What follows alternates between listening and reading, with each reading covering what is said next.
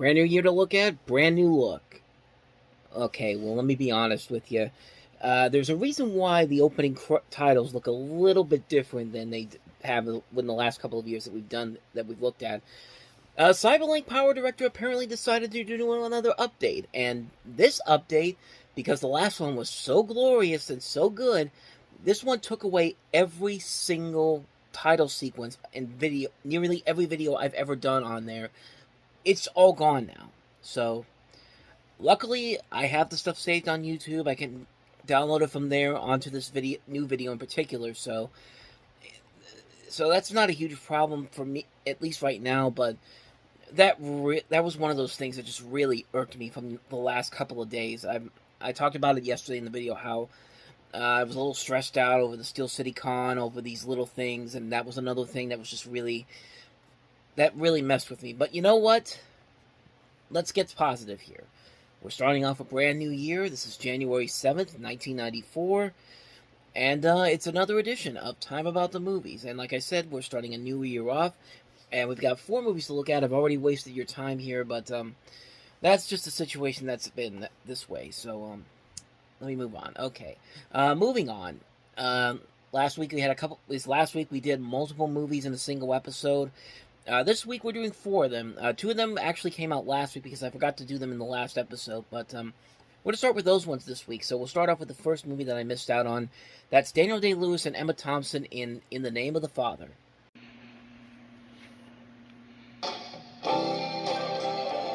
It was a time of innocence. No property, no law, just love. What should we call you? Call me Wales one. Once upon a time, you dressed so fine. Through the bumps of dime in your prime. Then you! In the wake of the Guildford pub bombing deaths, the government has responded with emergency legislation and increased police powers of search and arrest. Get him up! I have a right to speak to my son. You are in trouble, Conlon. What are you charging me with? The murders of 5 people. You're out of your mind! I taught you how to make the bomb, Jerry. I didn't do this. What are you trying to do to me? Oh, what are you doing in here? Conspiracy to murder. Their arrest was only the beginning. My name's Giuseppe Connor. I'm an innocent man. So's my son. Of a remarkable journey. All of the defendants claim that they were subjected to physical and mental abuse while under police custody. We're never harmed in any way. How do you find the defendants? Guilty as charged. From the hands of a government This is your home for the rest of your life. who knew they were innocent. What are we going to do now? Nothing. To the heart of a lawyer This conspiracy of silence has kept my client behind bars for 14 years. determined to prove it. They're as guilty as sin. In the name of justice.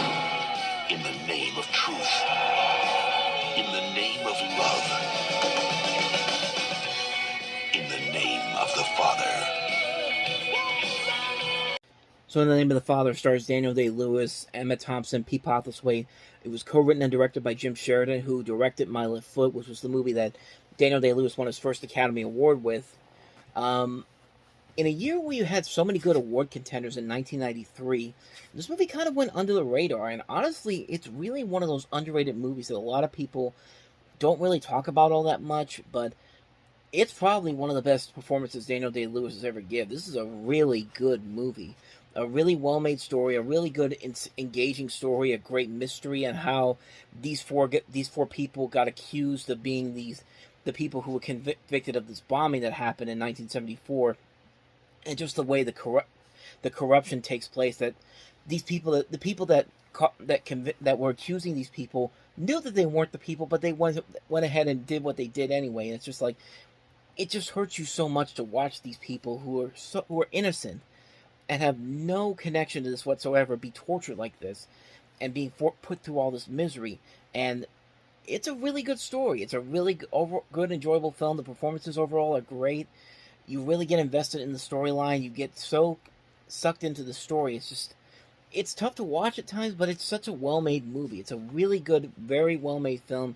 Kind of underrated, really. But I know Daniel Day-Lewis, everyone talks about him as one of the great, as the greatest actor of all time. I don't think that's quite the case. I would still say, I would argue that, I mean, Denzel Washington to me is the greatest actor we have working right now, but Daniel Day-Lewis is very well up there. He has made some great movies, and this is definitely one of those ones that not a lot of people really talk about, but I think it's definitely one of his more underrated performances. It's a movie that I think is really well done. Great film overall. Can't argue with that. In the Name of the Father. So that's that one. Now let's move on to the next movie, and that is Shadowlands. Another dispatch from Mrs. Gresham. Her letters are rather unusual. She writes as if she knows me somehow. Still, I suppose there is something of me in my books, isn't there? Anybody here called Lewis? She was a stranger to his world. That you don't look at all like C.S. Lewis. An outsider. I imagine assuming you're from the United States of America. Yes, I am. In his circle. Or is she just a friend? A writer? Well, Jack, you have succeeded in surprising me. So what do you do here? Teach mainly. What do they do? Sit at your feet and gaze up at you and all? You don't give up, do you? Now, I regard the soul as an essentially feminine accessory. Where men have intellect, women have soul. So basically the story is that Anthony Hopkins plays C.S. Lewis, the author of the Chronicles of Narnia, and also he falls in love with this woman played by Deborah Winger, who's Joy Davidman, and the story centers around their relationship, her death with cancer, and how this challenges his Christianity overall.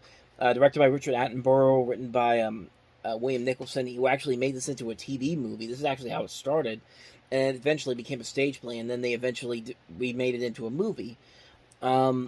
I really don't know too much about this movie. I haven't seen it, so I can't really comment on it too much, but I mean, it definitely looks like it could be pretty good. It could be a movie that could be very interesting. Just an overall great actors all around, great director. I mean, who knows?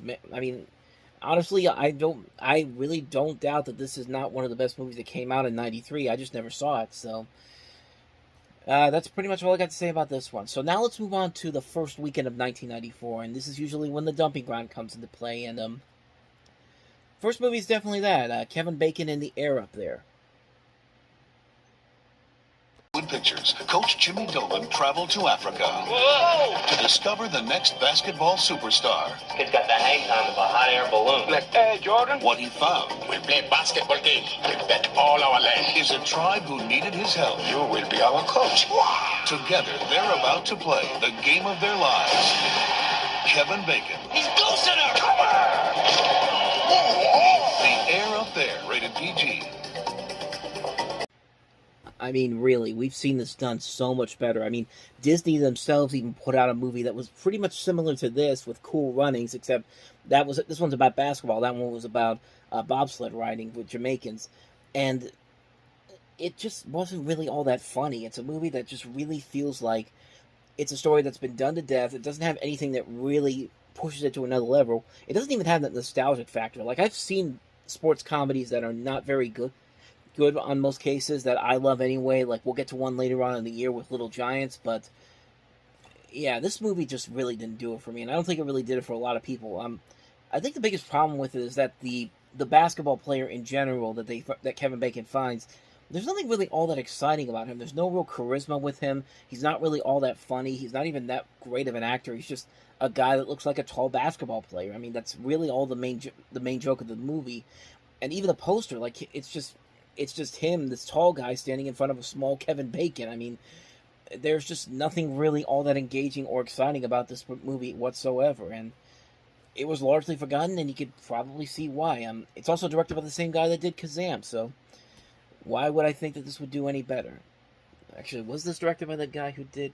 Yeah, this is the guy who directed Kazam. Like, it's hard to believe that this guy also did great movies like The Running Man and The Cutting Edge, and then his career ends with two really lackluster movies, and the last movie he did ended up being one of the worst movies ever made. But we will get to Kazam later on in '96. But so that's The Air Up There. Let's move on to the next movie, and the next movie is Cabin Boy, starring Chris Elliott.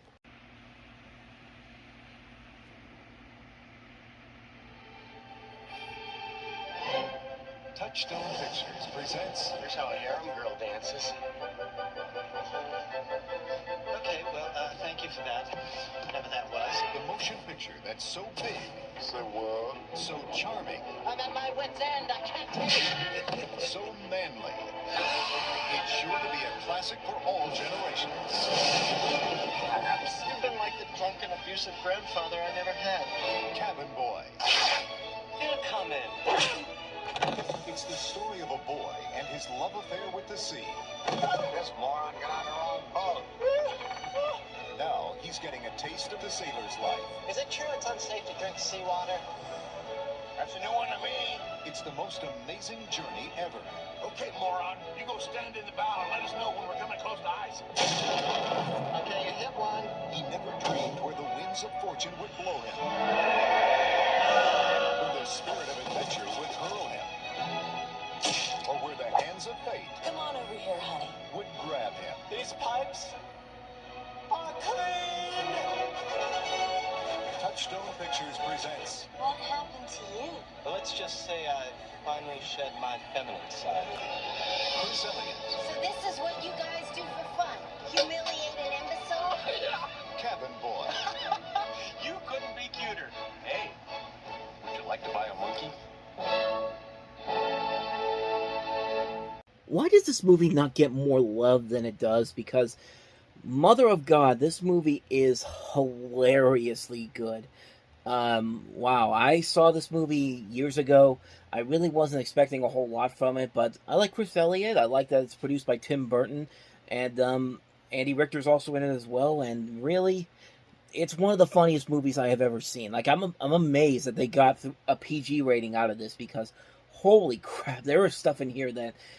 Then again, it's 90s PG. That's the good kind of PG, not the PG of today, where it's just like if you say anything risque, it's getting a PG rating regardless. But man, this movie was a ton of fun, man. I love how inventive this is. I love how silly it gets. I love how over the top it gets.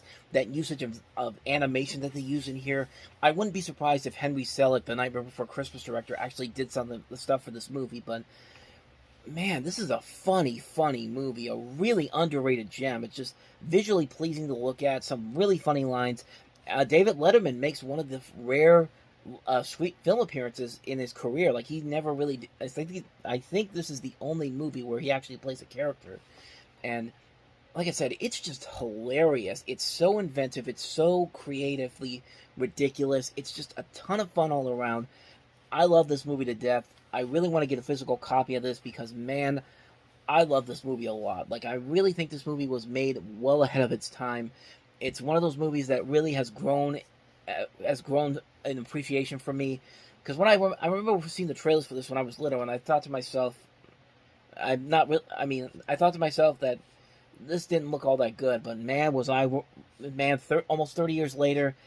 It's one of the most underrated comedies I've ever seen. If you haven't seen Cabin Boy, if you love some good, fun, silly, over-the-top comedy, this movie is definitely going to be the perfect for you. Just go check it out. You're doing yourself a huge disservice by not doing so.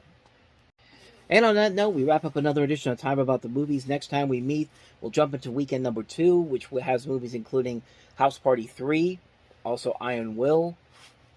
I'm looking at this list here because it's another one of those weekends where the movies the new releases aren't highlighted because it's a holiday weekend. But looking here, Death Wish: The Face of Death, because heaven forbid we needed another Death Wish movie. Where the Rivers Flow North, and also the remake of Body Snatchers. So 5 movies to look at next time around, and we will do that on the next episode. But until then, thank you very much for watching, and if you want to see more videos like this, please hit the playlist on the next page, check out the previous episode, and I'll see you guys tomorrow for another episode. So thank you for watching. I'll see you next time, and until then, as always, take care.